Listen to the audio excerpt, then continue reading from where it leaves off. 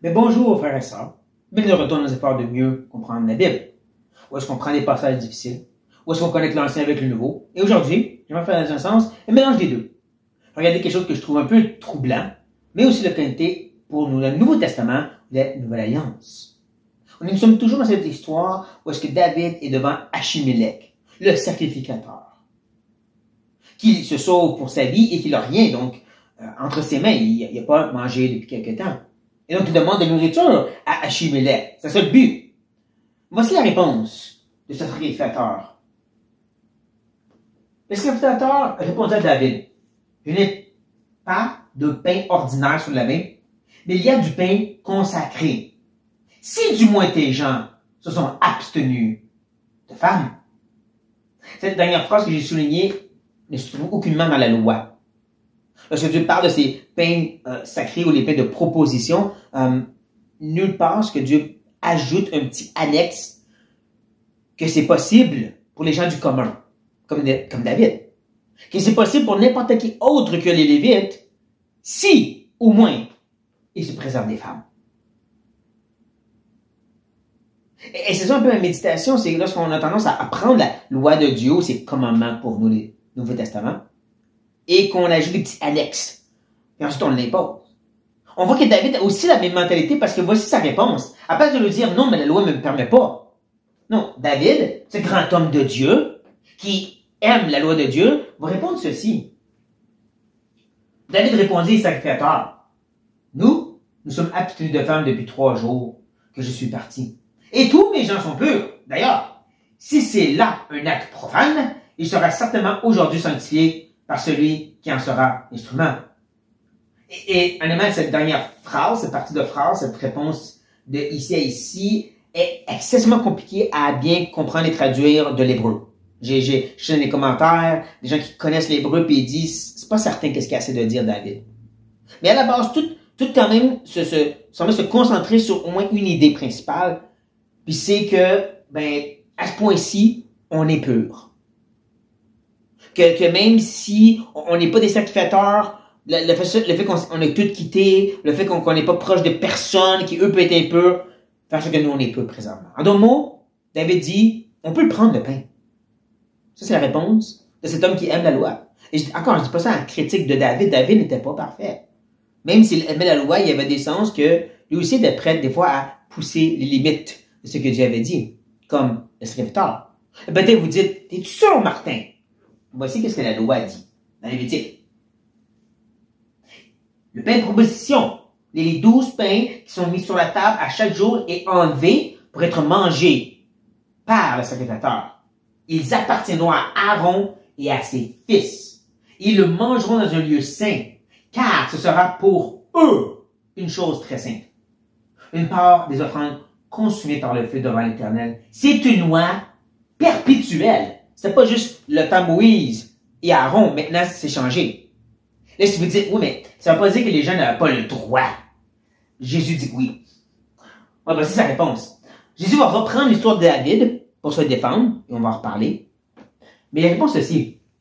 Comme David, il entrait dans la maison de Dieu et mangea les pains de proposition qui ne lui étaient pas permis de manger, non plus qu'à ceux qui étaient avec lui et qui étaient réservés aux sacrificateurs seuls. La loi disait ceci. Jésus, qui est la Bible faite chair, dit clairement David n'avait pas le droit. Même si David pense que oui. Même si Achimélec dit, j'ajoute un petit annexe, un petit extra à la loi. C'est correct si tu n'as pas touché à des femmes. Jésus dit non, il n'y avait pas le droit, point. C'était enfreindre la loi. Ça allait contre la volonté écrite de Dieu. Comme je dis, on a souvent tendance à prendre les commandements puis un petit peu comme tasser les limites et voir les permissions qui peuvent exister. Et ensuite, en faire une loi. Ensuite, en faire une certaine moralité qu'on va imposer aux autres. Non, mais tout le monde sait qu'un chrétien, 3 petits points, peut ou ne peut pas. Même si le commandement ne dit pas ça. Mais ainsi, un chrétien a le droit de, même si un commandement qui clairement parle contre. On va tendance à pousser les limites de qu'est-ce que c'est la médisance vraiment. Qu'est-ce que c'est vraiment de parler en mal des frères et sœurs. Il mérite. Tu sais pas ce qu'il m'a fait. On pousse les limites. Quand Dieu a dit non, c'est un péché, point. Mais, en même temps, comme je disais, Jésus utilise cet exemple pour dire, c'était approuvé par Dieu dans un sens. Et c'est comment moi je peux être approuvé avec mes disciples de manger des épis pendant le sabbat. Parce qu'ils avaient mal compris la complexité de la loi. Et c'est là que je veux aller plus loin qu'à dire, c'est un peu plus d'annexe ou de pousser les limites, mais on parle de bien comprendre les lois de Dieu. C'est pas juste une rigidité absolue. Voici ce que Jésus va dire dans Matthieu, plus loin. Malheur à vous, scribes et pharisiens hypocrites, parce que vous payez la dîme de la menthe, de la laine et du cumin, et que vous laissez ce qui est plus important de la loi, la justice, la miséricorde et la fidélité. C'est là ce qu'il fallait pratiquer sans négliger les autres choses.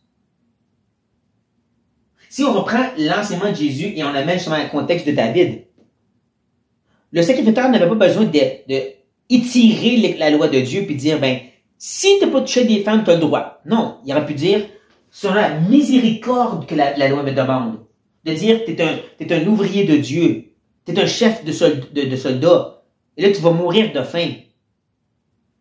La miséricorde qui est dans la loi me dit, je devrais prendre soin de toi, je vais te donner de ce pain et Dieu va être correct avec ça. Comme Jésus va dire à maintes et maintes fois, c'est pas mieux de faire du bien, même si c'est une œuvre, le jour du sabbat?